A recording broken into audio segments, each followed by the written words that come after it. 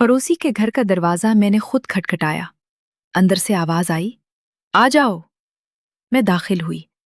बैठक में उनका बेटा बैठा था, किताब हाथ में, बाल बिखरे। अम्मी बाहर गई हैं। मैंने बैग एक तरफ रखा।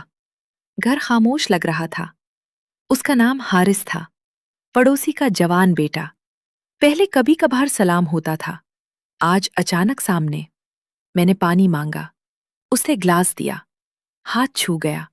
मैंने नहीं हटाया। वो मेरे करीब आकर बैठ गया। फासला कम था। तुम हमेशा यहाँ आती हो? मैंने कुछ नहीं कहा। उसने मेरा हाथ पकड़ लिया। मैंने नहीं छुड़ाया। कमरे की हल्की रोशनी में वो मेरे करीब आ गया। उसने मेरे बालों को छुआ और मेरे माथे पर होंठ रख दिए, हल्के से। मैंने आंखें बंद कर ली। दिल तेज धड़कने लगा। उस बैठक की खामोशी में हमने एक दूसरे को महसूस किया। सोफे की नरमी, किताबों की महक और जिस्म की गर्मी सब मिल गए। सांस तेज चलने लगी। हमने एक दूसरे को पड़ोसी के घर की तन्हाई में कबूल कर लिया। बाहर कोई नहीं था, अंदर सिर्फ हमारी सांसों का मिलाद था। कपड़े अधूरे रह गए। वक्त का पता नहीं चला। जब अलग हुए तो हारिस ने मेरा हाथ दबाया और किताब दोबारा खोल ली। अम्मी आ जाएंगी। मैंने कपड़े दुरुस्त किए। पड़ोसी वापस आई। हमने आम चेहरा रखा। अगले दिन फिर मौका मिला। कुर्बत बढ़ती गई। शिद्दत गुज़श्ता बार से ज्यादा हो गई। सांस भारी होने लगी। कई हफ्ते ऐसे गुजरे, पड़ोसी को कुछ पता नहीं चला। हम छुपकर मिलते रहे, कभी उसके घर, कभी मेरे घर, जब खाली होता।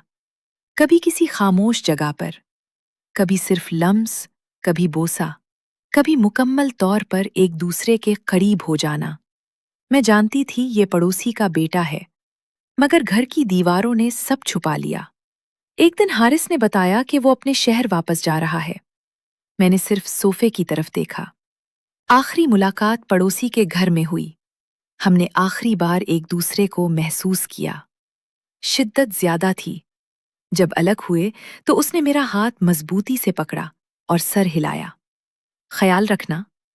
मैंने जवाब नहीं दिया, बस बैग उठाकर निकल गई।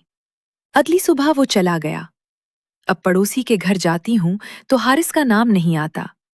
कभी कभार बैठक की कुर्सी याद दिलाती है, उसका हाथ, किताब की महक, जिस्म की गर्मी। मैंने कभी किसी से नहीं कहा। सोफे ने जो महसूस किया वो सोफे में ही रह गया। न किताब ने लिखा, न किसी ने पढ़ा।